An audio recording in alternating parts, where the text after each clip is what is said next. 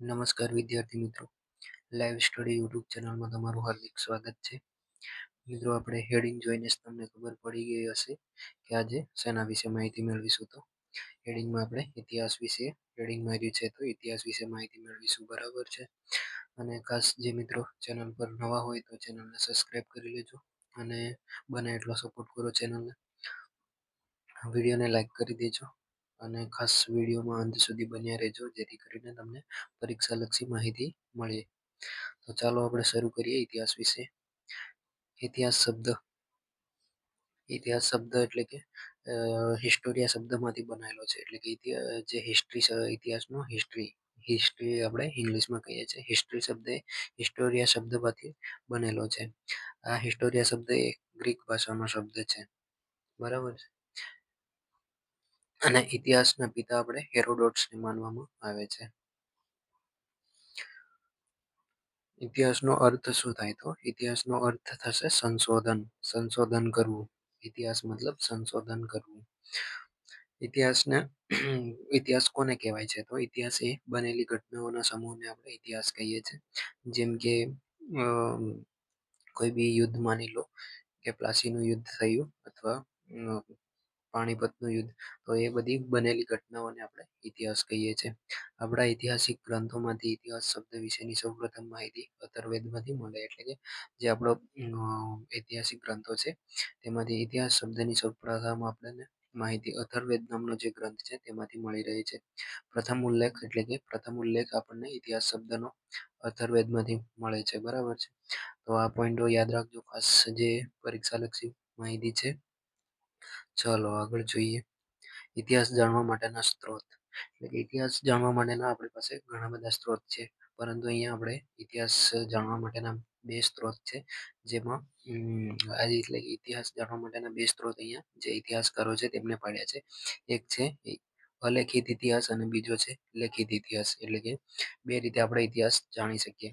અલેખિત ઇતિહાસમાં આપણે પથ્થરો પર કોતરણી કામ કરેલું હોય છે, અથવા તો પથ્થરોના એના પરથી જોઈ શકીએ છીએ. માટીના વાસણો હોય છે જૂના, હાડપિંજર, અન્ય અવશેષો વગેરે દ્વારા આપણે સંશોધન કરીને વૈજ્ઞાનિક પદ્ધતિથી આપણે ઇતિહાસ જાણી શકીએ છીએ કે આ કેટલા વર્ષો જૂનું છે અને આનો શું ઇતિહાસ છે. તેના વિશે આપણે અલેખિત જે અવશેષો છે તેના પરથી માહિતી મેળવી શકીએ છીએ. જ્યારે લેખિત ઇતિહાસમાં ધાર્મિક સાહિત્ય હોય છે, ધર્મેતર સાહિત્ય છે, સિક્કાઓ છે, શિલાલેખો છે, પછી વિદેશી પ્રવાસીઓ જે ભારતમાં આવ્યા હતા તે લોકોએ જે નોંધ લીધેલી છે તેના પરથી પણ આપણે માહિતી મેળવી શકીએ.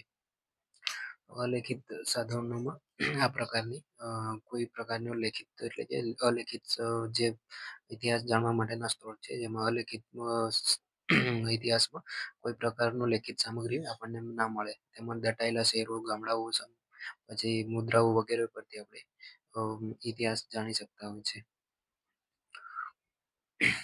લેખિત જે સાહિત્ય છે, લેખિત ઇતિહાસ જે ધાર્મિક સાહિત્ય, જેમાં ધાર્મિક સાહિત્યમાં આવી જશે આપણા વેદ, પુરાણો, ઉપનિષદો, બૌદ્ધ સાહિત્ય, જૈન સાહિત્ય, પછી ધર્મેતર સાહિત્યમાં એ બૌદ્ધ જૈન સાહિત્ય આવી જશે.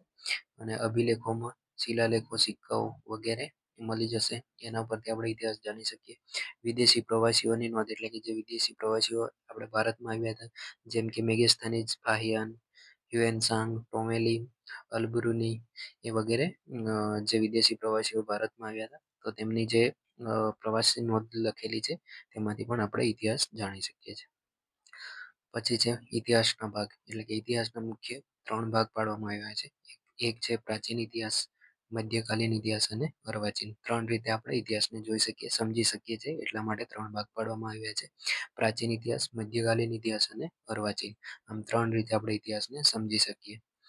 ચાલો આગળ જોઈએ. પ્રાચીન ઇતિહાસ. તો પ્રાચીન ઇતિહાસમાં પણ 3 ભાગ પાડવામાં આવ્યા છે.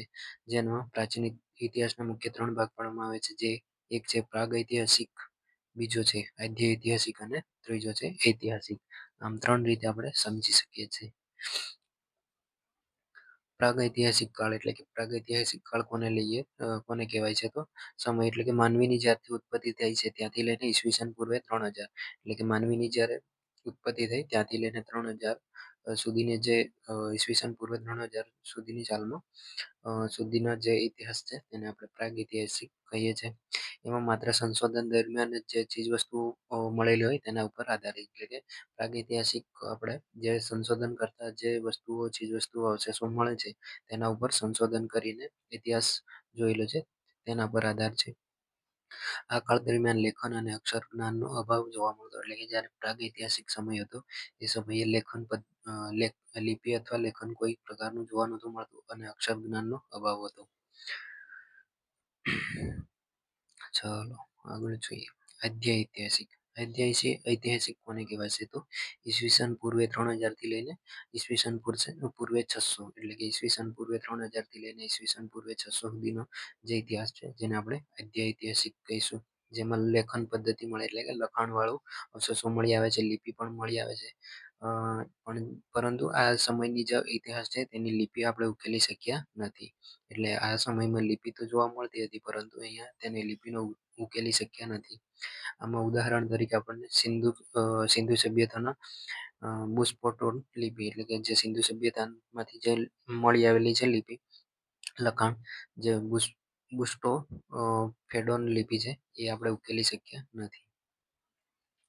પછી ઐતિહાસિક સમય કોને કહીશું? તો ઐતિહાસિક સમય એ ઈસવીસન પૂર્વે 600 થી લઈને 7મી સદી સુધીના અંત સુધી, એટલે કે 7મી સદીના અંત સુધીનો જે ઇતિહાસ છે જેને આપણે ઐતિહાસિક કહીશું. જેમાં આપણે લિપિ જોવા મળે છે એને ઉકેલી પણ શક્યા છે. સિંધુ સભ્યતા, એટલે કે આપણે જે સિંધુ સભ્યતા જોવા મળે છે તેના વિશે જોઈએ તો વિશ્વની સભ્યતાઓ જોવા મળે છે કે જે સિંધુ સભ્યતાને સમકાલીન ગણવામાં આવે છે. તો સિંધુ સભ્યતાની સાથે સાથે કયા કયા દેશની સભ્યતાઓ હતી? તો ભારતમાં આપણે સિંધુ સભ્યતા છે, સિંધુ નદી પર જે સભ્યતા જોવા મળતી હતી જેને આપણે સિંધુ સભ્યતા કહીએ છીએ. આફ્રિકામાં નાઇલ નદીના વિસ્તારમાં જોવા મળતી હતી જે સભ્યતાને મિસર સભ્યતા કહીએ છીએ. ચીનમાં જોવા મળતી હાડવાંગ હો નદી છે તેના આસપાસના વિસ્તારમાં ચીની અથવા તો પીળી સભ્યતા જોવા મળે છે. ઈરાનમાં ટાઇગ્રીસ અને યુક્રેટિસ આ નદી છે તેના વિસ્તારમાં મેસોપોટેમિયા નામની સભ્યતા જોવા મળતી હતી, એટલે કે સિંધુ સભ્યતાની સમકાલીન આ સભ્યતાઓને ગણવામાં આવે છે. આફ્રિકા, ચીન અને ઈરાન આ સભ્યતાઓ છે. આફ્રિકાની મિસર, ચીનની પીળી અથવા તો ચીની અને ઈરાનની મેસોપોટેમિયા. બરાબર છે. આ સભ્યતાઓ આપણે સિંધુ સભ્યતાની સમકાલીન ગણવામાં આવે છે. સિંધુ સંસ્કૃતિની શોધ, એટલે કે સિંધુ સંસ્કૃતિની શોધ કોને કરી? તો સૌપ્રથમ હડપ્પા પર સંશોધન કરનાર જે ચાર્લ્સ મેસન છે તેમને વર્ષ 1826માં સિંધુ સભ્યતાની માહિતી આપી હતી. એટલે કે ભારતની જે સૌપ્રથમ સૌથી પહેલી નગરી સિંધુ સભ્યતા છે તે અંગેની માહિતી આપણે 1826માં ચાર્લ્સ મેસોને આપી હતી. બરાબર. પછી 1856માં કનિંગહામ્સ દ્વારા સિંધુ સભ્યતા પર વિસ્તાર પર પ્રકાશ પાડાયો, એટલે કે 1856માં જે વિદ્વાન કનિંગહામ્સ હતો તેમણે જે સિંધુ સભ્યતા છે તે દટાયેલી સંસ્કૃતિ સામે ધ્યાન દોર્યું હતું અને 1856માં કરાચી અને લાહોર વચ્ચે જે રેલવે માર્ગનું કામકાજ ચાલુ હતું એ સમયે રેલવેના પાટા નાખવાનું કામ ચાલુ હતું. તે સમયે જ્યારે ભારતીય પુરાતત્વ સર્વેક્ષણ વિભાગના મહાનિદેશક સર જ્હોન માર્શલ બાર્ટન અને વિલિયમ્સ દ્વારા આ સભ્યતાને શોધી કાઢવામાં આવી હતી. 1921માં હડપ્પાની શોધ કરવામાં આવી હતી. ASI જેને આપણે આર્કિયોલોજી સર્વે ઓફ ઇન્ડિયા કહીએ છીએ, કે આપણે જે પુરાતત્વ સર્વેક્ષણ વિભાગ છે જેને આપણે ASI અથવા આર્કિયોલોજી સર્વે ઓફ ઇન્ડિયા કહીએ છીએ, એની સ્થાપના 1861માં કરવામાં આવી હતી. એટલે કે જે ASI છે એની સ્થાપના કનિંગહામ્સ જે પ્રથમ અધ્યક્ષ હતા જેના 1861ના વર્ષમાં ભારતના વાઇસરોય લોર્ડ કેનિંગને બનાવવામાં આવેલા હતા અને 1921માં ASIના અધ્યક્ષ હતા સર જ્હોન માર્શલ. બરાબર. સિંધુ સભ્યતા. આ સભ્યતાને જે ડેક્કન યુનિવર્સિટીના પ્રોફેસર હતા વસંત સિંધે તેમને સિંધુ સભ્યતા શોધી કાઢી હતી. ભારત જે સંશોધન રાખી ગઢી એટલે કે હરિયાણામાં જે રાખી ગઢી આવેલું છે તે. આ સંશોધન વસંત સિંઘે ડેક્કન યુનિવર્સિટીના પ્રોફેસર હતા જેમને આ સભ્યતા શોધી કાઢી હતી. સૌથી મોટી સાઇટ છે ભારતની સૌથી મોટી આ રાખી ગઢી સાઇટ છે જે હરિયાણા રાજ્યમાં આવેલી છે. એમના દ્વારા સમયગાળો બતાવ્યો છે ઈસવીસન પૂર્વે 2300 થી લઈને ઈસવીસન પૂર્વે 1750. આ સમયગાળા દરમિયાન સિંધુ સભ્યતા નો સમય દર્શાવ્યો છે. અને સિંધુ સભ્યતાની શરૂઆત લગભગ એટલે મતલબ અહીંયા શરૂઆતથી લઈને વિકાસ સુધીનો સમય આપ્યો છે કે સિંધુ સભ્યતાનો શરૂઆત ક્યારે થઈ હતી ને સિંધુ સભ્યતાનો અંત ક્યારે આવ્યો હતો. શરૂઆત લગભગ ઈસવીસન પૂર્વે 3500 થી લઈને 2400 સુધી એટલે કે 2400 એ સમય સુધીમાં સિંધુ સભ્યતાનો અંત આવ્યો હતો. સોરી, શરૂઆત થઈ હતી અને વિકાસ સંપૂર્ણપણે વિકાસ થઈ હતી સિંધુ સભ્યતા. અને વિકાસથી લઈને વિનાશ એટલે કે વિકાસથી લઈને ઈસવીસન પૂર્વે 2400 થી લઈને ઈસવીસન પૂર્વે 1750. આ સમયગાળા દરમિયાન વિકાસથી લઈને અંત પામી હતી સિંધુ સભ્યતા. એટલે મિત્રો અહીંયા અહીંયા બે તબક્કા આપ્યા છે. શરૂઆતથી લઈને વિકાસ અને વિકાસથી લઈને વિનાશ.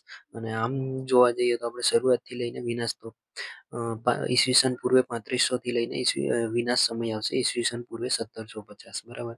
તો અહીંયા આપણે બે ભાગમાં આપ્યું છે. શરૂઆતથી લઈને વિકાસ એટલે 3500 ઈસવીસન પૂર્વે 3500 થી લઈને ઈસવીસન પૂર્વે 2400. વિકાસથી લઈને વિનાશ સુધી તો 2400 થી લઈને ઈસવીસન પૂર્વે 1750. બરાબર. ચાલો આગળ જોઈએ.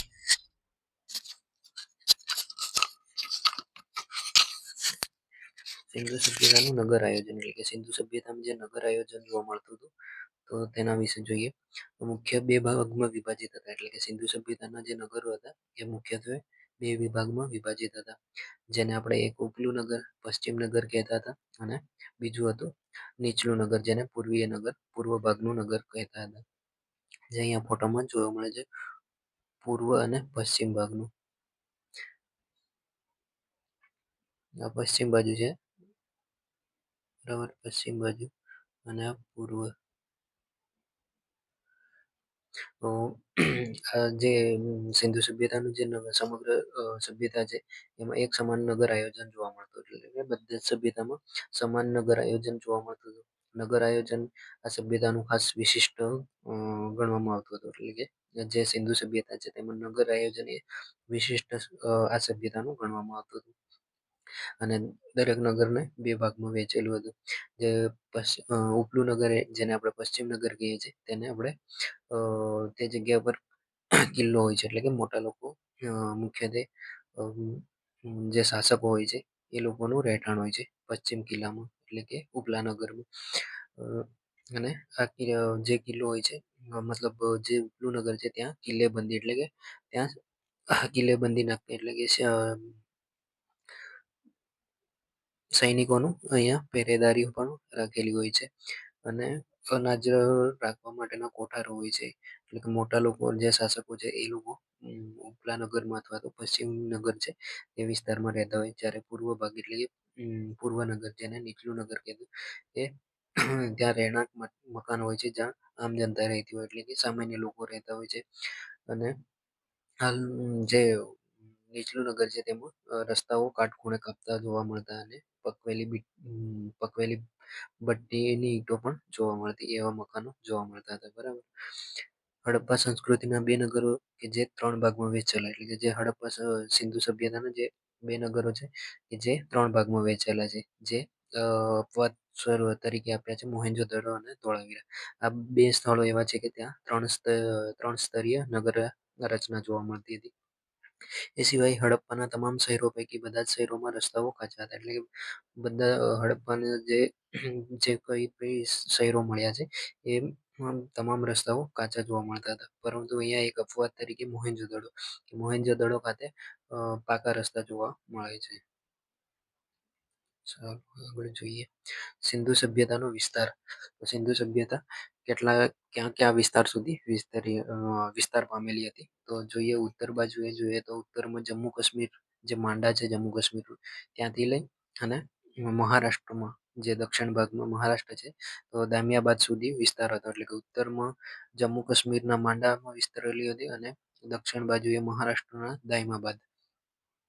પશ્ચિમ બાજુએ પાકિસ્તાનના બલુચિસ્તાન સુખ્ત ગેંડોર વિસ્તાર સુધી વિસ્તાર હતો સિંધુ સભ્યતાનો.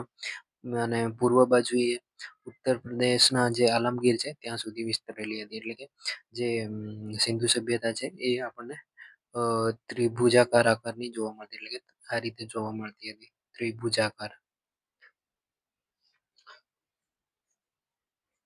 સિંધુ સભ્યતાનો આપણે ભૌગોલિક વિસ્તાર જોયો કે પશ્ચિમમાં જોઈએ તો પાકિસ્તાનના બલુચિસ્તાન અને સુખ્ત ગોંડાર સુધી, જ્યારે પૂર્વ બાજુએ ઉત્તર પ્રદેશના આલમગીર સુધી, ઉત્તર બાજુએ જમ્મુ કાશ્મીરના માંડાથી લઈને દક્ષિણે મહારાષ્ટ્રના દાયમાબાદ સુધી. આ રીતે સિંધુ સભ્યતાનો વિસ્તાર હતો. અને સિંધુ સભ્યતાનો જે ભૌગોલિક વિસ્તારનો આકાર જોઈએ તો ત્રિભુજાકાર જોવા મળતી હતી. બરાબર. ચાલો, સિંધુ સભ્યતાની સિંધુ સંસ્કૃતિ તો જોઈએ એમાં. તો સિંધુ સભ્યતામાં જોવા મળતા પાકોમાં ઘઉં, જવ. અને સિંધુ સભ્યતાના લોકો છે ત્યાંના, એ લોકો લોખંડ, ઘોડો, શેરડી, સિંહ આ વગેરે આ વસ્તુથી અજાણ્યા હતા. એટલે કે એ લોકોને આના વિશે માહિતી નથી. સિંધુ સભ્યતાના લોકોનું પ્રિય પશુ છે ખૂંદવાળો બળદ, જે એમનું પ્રિય પશુ ગણવામાં આવતું હતું. એ સિવાય પ્રિય પક્ષી બતકને ગણવામાં આવે છે. પછી છે પવિત્ર વૃક્ષ. પવિત્ર વૃક્ષમાં પીપળો, જેમાં પર્ણની છાપ મુદ્રામાંથી મળેલી છે, તે પરથી આપણે કહી શકીએ કે તે લોકો પીપળાની પવિત્ર વૃક્ષ તરીકે માનતા હતા. પછી છે ધાર્મિક જીવન. એટલે કે જે સિંધુ સભ્યતાના લોકો છે એ ધાર્મિક જીવનમાં આ સભ્યતામાં કોઈ પણ ધાર્મિક સ્થળ મળ્યું નથી. એટલે કે કોઈ પણ પ્રકારનું ધાર્મિક સ્થળ એ લોકોનું જે દબાયેલા જે સ્થળો છે ત્યાંથી કોઈ ધાર્મિક સ્થળ મળ્યું નથી. પરંતુ એક વસ્તુ મળ્યું છે જેને આપણે સ્વસ્તિક કહીએ છીએ. તો એ સ્વસ્તિક મળી આવ્યું છે. એટલે કે આપણે એના પરથી અનુમાન લગાવી શકીએ કે લોકો ધાર્મિકમાં પણ માન્યતા રાખતા હશે. એ સિવાય અગ્નિકુંડ પણ મળી આવેલા છે લોથલ અને કાલીબંગન ખાતેથી. સિંધુ સભ્યતાના અગ્નિકુંડ મળી આવ્યા છે લોથલ અને કાલીબંગન. એ સિવાય સ્ત્રીની મૂર્તિ પણ મળી આવી છે.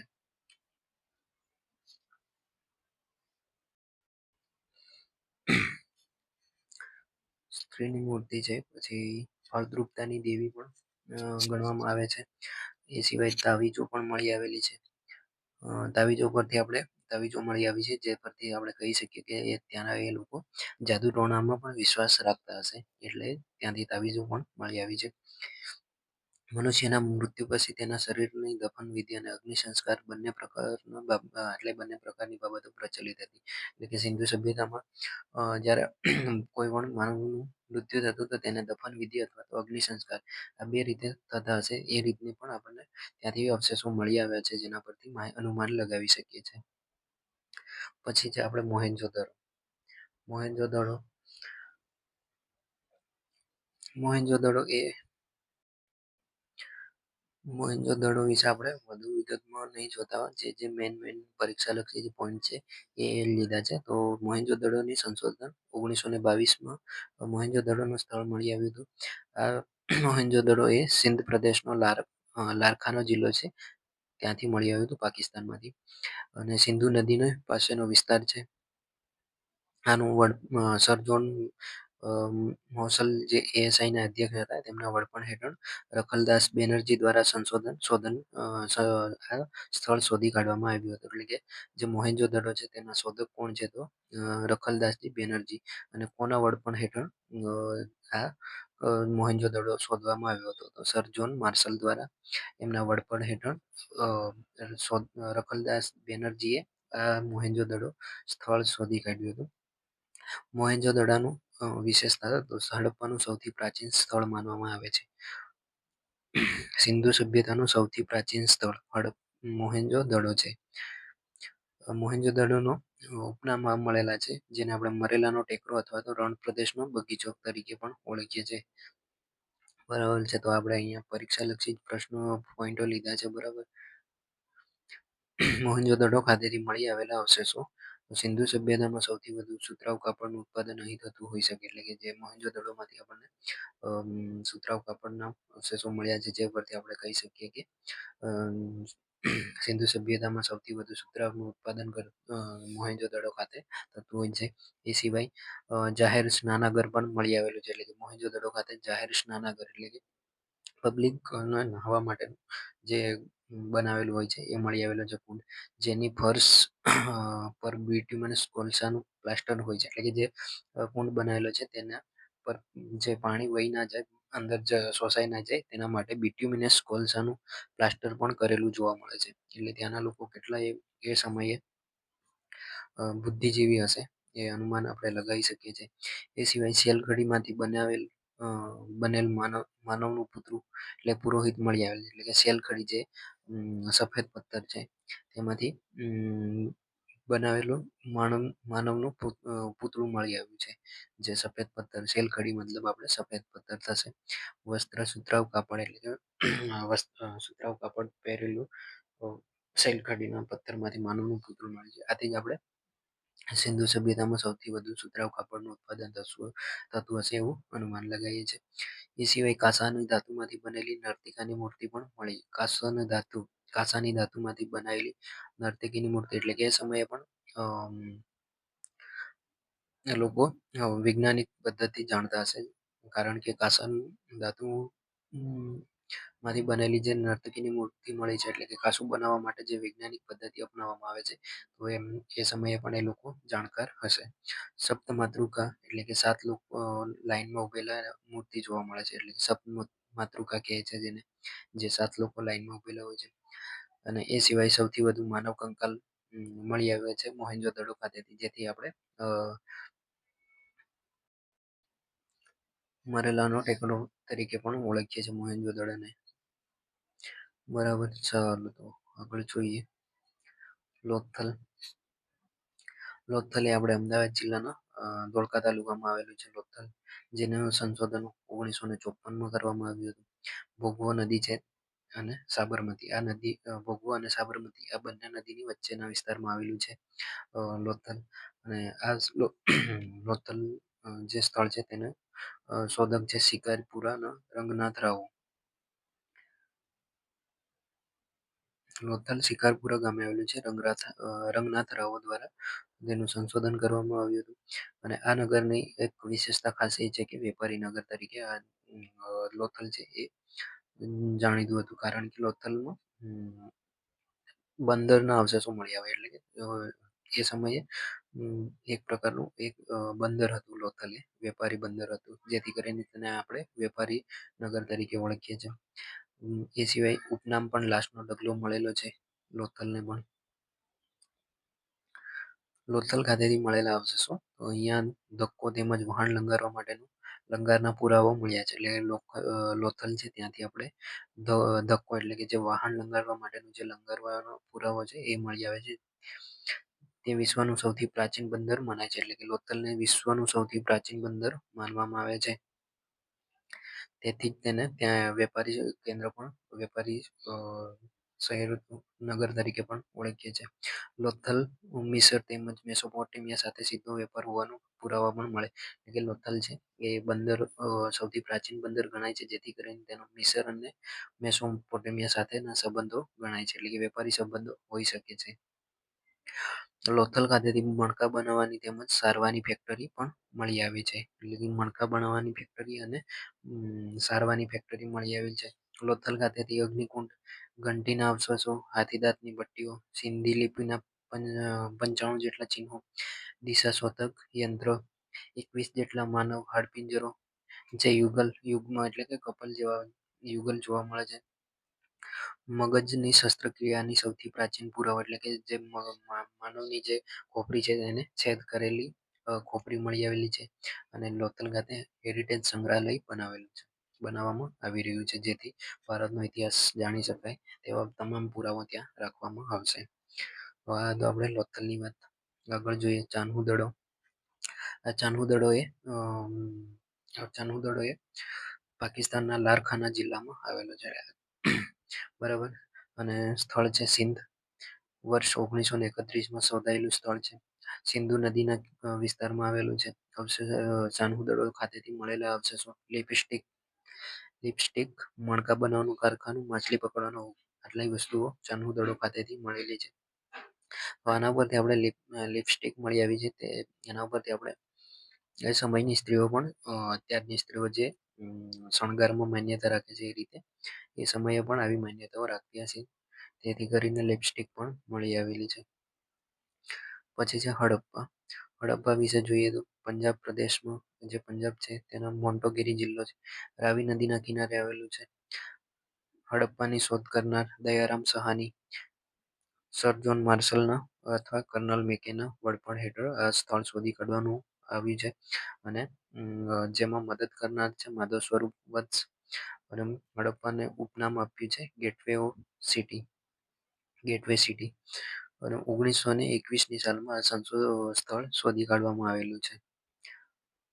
હડપ્પા શહેરની મહત્વતા જોઈએ તો હડપ્પાની મહત્વમાં માર્ટિન વિલ, ઋગ્વેદમાં ઉલ્લેખિત હરિયુપીયુ શહેર એ જ આજનું હડપ્પા, એટલે કે જે ઋગ્વેદ છે આપણે એમાં જે ઉલ્લેખ થયેલો છે હરિયુપીયુ શહેર, એને જ આપણે હડપ્પા કહીએ છીએ. Stuart peak. હડપ્પા એક અર્ધ ઔદ્યોગિક શહેર, એટલે કે હડપ્પાને એક અર્ધ ઔદ્યોગિક શહેર તરીકે વિકાસ પામેલું હતું. ત્યાંથી આપણને કબ્રસ્તાન, અનાજ દળવાની ઘંટી, ઘઉં જવના નમૂના, લાલ પથ્થરમાંથી બનેલા પુરુષનું માથા વગરનું દળ, મોર પર દર્શાવેલ પશુ, એક શૃંગી પશુ, સ્વસ્તિક ચક્ર, મેસોપોટેમિયા સાથેનો વેપારના પુરાવા પણ મળી આવે છે. એટલે કે આ જે હડપ્પા છે ત્યાંથી મળેલા અવશેષો છે. કબ્રસ્તાન, અનાજ દળવાની ઘંટી, ઘઉં જવના નમૂના, લાલ પથ્થરમાંથી જે પુરુષનું માથા વગરનું એટલે કે દળ મળી આવેલું છે. મોર પર દર્શાવેલ પશુ જે એક શૃંગી ગણે છે તેનો પણ નમૂનો મળેલો છે. સ્વસ્તિક મળી આવેલું છે. ચક્ર અને મેસોપોટેમિયા સાથેના વેપારિક પુરાવા પણ મળી આવેલા છે. બરાબર, ચાલો આગળ જોઈએ. કાલીબંગાન. કાલીબંગાન એ આપણે રાજસ્થાનમાં આવેલું છે, ગંગાનગર પાસે. આની સંશોધન 1953માં થયેલું છે. ઘગ્ગર નદીના કિનારે આ કાલીબંગાન શહેર આવેલું છે. કાલીબંગાન શહેરમાંથી મળેલા અવશેષો, જેમાં અગ્નિકુંડ આવશે, ખેડાયેલા ખેતરનો અવશેષો મળી આવે છે, કાળા રંગની બંગડીઓ પણ મળી આવેલી છે. અહીંયા કેટલાક ઇતિહાસકારો છે જે સિંધુ સભ્યતાની ત્રીજી રાજધાની આ કાલીબંગાનને ગણાય છે. એટલે કે ઇતિહાસકારો છે એ કાલીબંગાને જે સિંધુ સભ્યતાની ત્રીજી રાજધાની પણ ગણાવે છે. બરાબર, ચલો આગળ જોઈએ. કાલીબંગાનની મહત્વ, એટલે કે કાલીબંગાન છે કે જેની મહત્વતા મકાનો અને કિલ્લાઓના નિર્માણ કાચી ઈંટોના ઉપયોગ થયો હોવાના કારણે ગરીબોની નગરી તરીકે ઓળખવામાં આવે. એટલે કે કાલીબંગાન જે સિંધુ સભ્યતાનું જે સ્થળ નગર છે કાલીબંગાન, ત્યાં મકાનો અને કિલ્લા કાચી ઈંટોમાંથી બનાવેલા હતા, જેથી કરીને તેને આપણે ગરીબોની નગરી તરીકે પણ ઓળખવામાં આવે છે.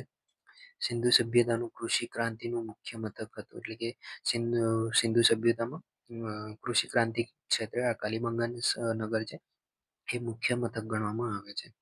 એ સિવાય કાલીબંગાનમાં શબના અંતિમ સંસ્કારની 3 વિધિના પુરાવા પણ મળી આવ્યા છે. એટલે કે જ્યારે કોઈ માનવ મૃત્યુ પામે તો એના અંતિમ સંસ્કારના 3 વિધિના પુરાવા પણ કાલીબંગાન ખાતેથી મળી આવેલા છે. બરાબર, ચાલો આગળ જોઈએ. રોપડ એ પંજાબમાં આવેલું છે. એનું સંશોધન 1953ની સાલમાં થયું હતું. સતલજ નદીના કિનારે છે. સ્વતંત્રતા, એટલે કે ભારત જ્યારે આઝાદ થયું એના પછી સૌ પ્રથમ વાર શોધાયેલું આ સ્થળ છે રોપડ. બરાબર, તો આ ખાસ યાદ રાખવું. રોપડ એ સ્વતંત્રતા બાદ ભારતમાં શોધાયેલા પ્રથમ સ્થળ છે. એટલે કે જ્યારે આપણે આઝાદ થયું ભારત, એના પછી સૌ પ્રથમ વાર શોધાયેલું સ્થળ રોપડ છે.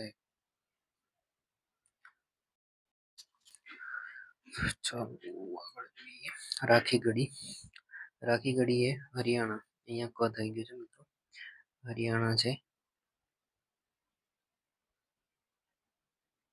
બરાબર, હરિયાણામાં આવેલું છે, હિસાર તાલુકામાં, જેનું સંશોધન 1969માં કરવામાં આવ્યું હતું. આ રાખીગઢીના શોધક છે સૂરજભાન ભગવાનદાસ, જેમને આ રાખીગઢી નામનું જે સિંધુ સભ્યતાનું સ્થળ છે તેની શોધ કરી હતી. રાખીગઢી સભ્યતાનું વિશેષતા છે ભારતનું વિસ્તારની દ્રષ્ટિએ સિંધુ સભ્યતાનું સૌથી મોટું સ્થળ, એટલે કે જે ભારતમાં જે સિંધુ સભ્યતા આવેલી છે તેમાં સૌથી મોટું સ્થળ રાખીગઢીને ગણવામાં આવે છે. એટલે કે ભારતની વિસ્તારની દ્રષ્ટિએ સિંધુ સભ્યતાનું સૌથી મોટું સ્થળ તો આપણે રાખીગઢી આવશે. અહીંયા નોંધ આપણે છે 2012માં ગ્લોબલ હેરિટેજ ફંડ દ્વારા તે એશિયાના એવા 10 વિરાસત સ્થળોની સૂચિમાં સમાવેશ કરાયો છે જેને ભવિષ્યમાં નાશ થવાનો ખતરો છે, એટલે કે વર્લ્ડ હેરિટેજમાં સમાવેશ કરવામાં આવ્યો છે રાખી ગઢીને, જે 2012નું અને રાખી ગઢીને સમાવેશ કરી લીધો હતો. બરાબર, તો ચાલો આગળ જોઈએ. હવે સિંધુ સભ્યતા જે છે તેનો અંત ક્યારે થયો હતો? અહીંયા કેટલાક મત અનુસાર પોતપોતાની રાય આપી છે કે જે ગાર્ડન ચાઇલ્ડ્સ તેમનું કહેવું છે કે આર્યોના આક્રમણથી સિંધુ ખીણની સભ્યતાનો અંત થયો હતો એવું એમનું કહેવું છે. જ્યારે માર્શલનું કહેવું છે કે ભૂકંપ આવ્યો હતો સિંધુ ખીણ સભ્યતામાં, જેના કારણે સિંધુ સભ્યતાનો અંત થયો હતો. કર્નલ મેકેનું કહેવું છે કે નદીઓના પૂર આવ્યા અને તેના દ્વારા સિંધુ સભ્યતાનો અંત આવ્યો છે. માધવ સ્વરૂપ વધ છે તેમનું કહેવું છે કે નદીઓના વહેણ બદલાવાથી સિંધુ સભ્યતાનો અંત આવ્યો હતો. તો આ બધા આપણે અલગ અલગ જે ઇતિહાસકારો છે તેમના કહેવા અનુસાર સિંધુ સભ્યતાનો અંત કેવી રીતે આવ્યો હતો. બરાબર,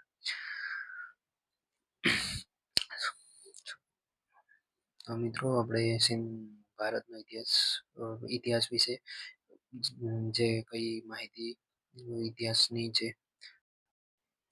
ઇતિહાસ જાણવા માટેની જે માહિતી હતી લેખિત અને અલેખિત માહિતી, જે અલેખિત માહિતીમાં આપણે જોઈ ગયા પથ્થર માટીના વાસણો, હાડપિંજર, અવશેષો વગેરે જે સંશોધન કાર્યથી આપણે ઇતિહાસ જાણી શકીએ છીએ, તો તેના વિશે આપણે આજે જોયું ઇતિહાસમાં.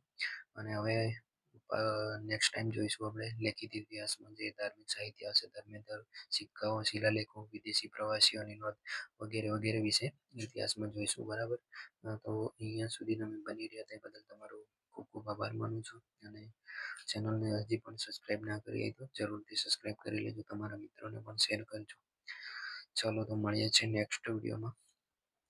જય હિન્દ, જય ભારત.